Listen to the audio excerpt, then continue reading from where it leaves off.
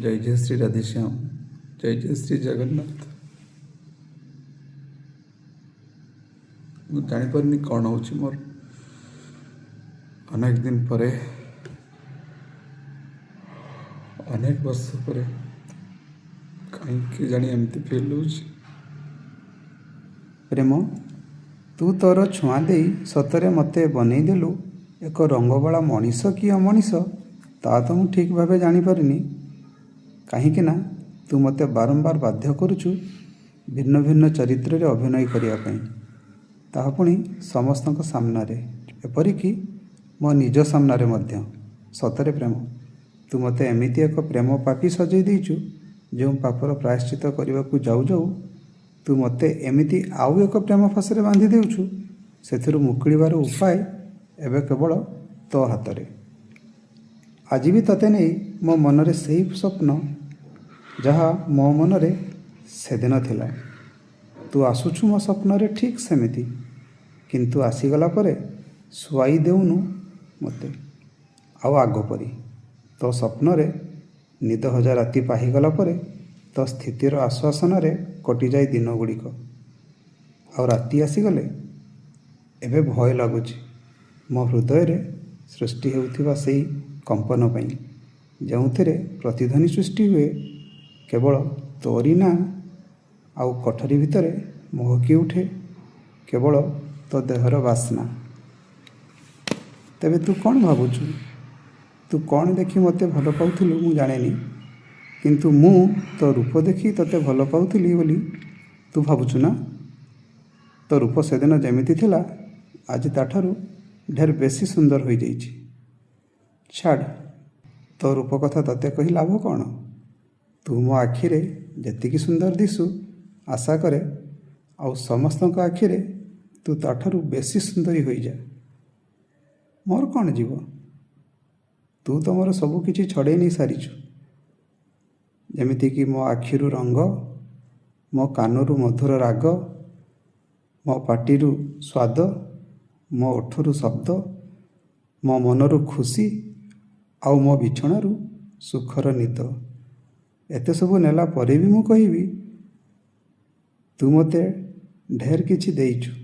ଶୁଣିବୁ କ'ଣ ଦେଇଛୁ?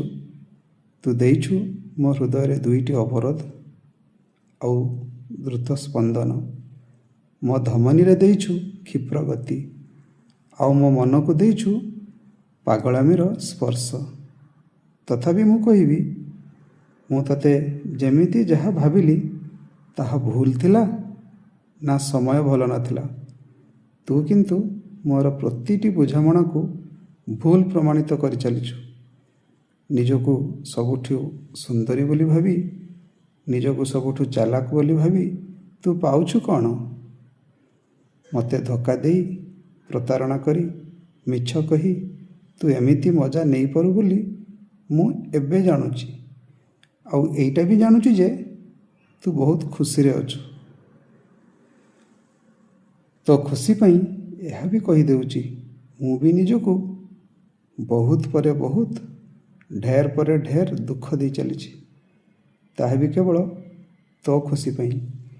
କିନ୍ତୁ ପ୍ରକୃତ ଖୁସି ମୋତେ ସେତେବେଳେ ମିଳିବ ଯେତେବେଳେ ତୋ ପାଇଁ କଷ୍ଟ ସହି ସହି ମୋ ସହିବାର ସମସ୍ତ ଶକ୍ତି, ଧୈର୍ଯ୍ୟ ଓ ବିଶ୍ୱାସ ହରେଇ ସବୁଦିନ ପାଇଁ ନିଦ୍ରା ଯାଇ ମୋର ଏଇ ଦେହଟିକୁ ଏଇ ମାଟି ଓ ଆକାଶରେ ହଜେଇ ଦେବି। ଠିକ୍ ସେତିକି ବେଳେ ତୁ କ'ଣ କରିବୁ କହିବି?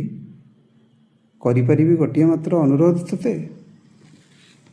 କେମିତି କହିବି ଅବା କେମିତି କରିବି ସେ ଅନୁରୋଧ? ମୁଁ ତୋତେ କେଉଁ ମୁହଁରେ କରିବି ସେ ଅନୁରୋଧ?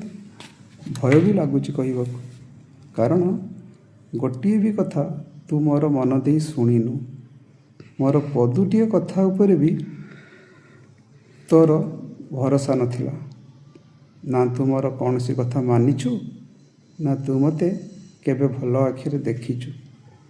ତଥାପି ସାହସ ବାନ୍ଧି ଗୋଟିଏ ଶେଷ ଅନୁରୋଧ ମୋ ଇଚ୍ଛାରେ ତୋ ସାମ୍ନାରେ ରଖୁଛି। ଇଚ୍ଛା ହେଲେ ଦୃଷ୍ଟି ଦେବୁ, ନହେଲେ ନାହିଁ। ତେବେ ସେ ଅନୁରୋଧ ଟିକକ ହେଉଛି, ମୁଁ ସବୁଦିନ ପାଇଁ ହଜିଯିବାର ଖବରଟି ତୋ କାନରେ ପଡ଼ିବା ପରେ ଯଦି ତୋ ମନକୁ ପହଞ୍ଚେ ତେବେ ମାତ୍ର 2 ଟୋପା, ମାତ୍ର 2 ଟୋପା ତୋ ଆଖିର ଲୁହକୁ ନିଗାଡ଼ି ତୋ ପାଦର ସ୍ପର୍ଶ ଦେଇ ତୋ ପାଦ ତଳର ମାଟିକୁ ବୁହାଇ ଦେବୁ। ତୋ ପାଦ ତଳର ମାଟିରେ ତୋର ସେଇ 2 ଟୋପା ଆନନ୍ଦାଶ୍ରୁର ଆର୍ଦ୍ରତାରେ ତୁ ନିଶ୍ଚିତ ଅନୁଭବ କରିବୁ ମୋର ତୃଷାର୍ତ୍ତ ଓଠରୁ ମରି ମରି ଯାଉଥିବା ତୃଷ୍ଣା।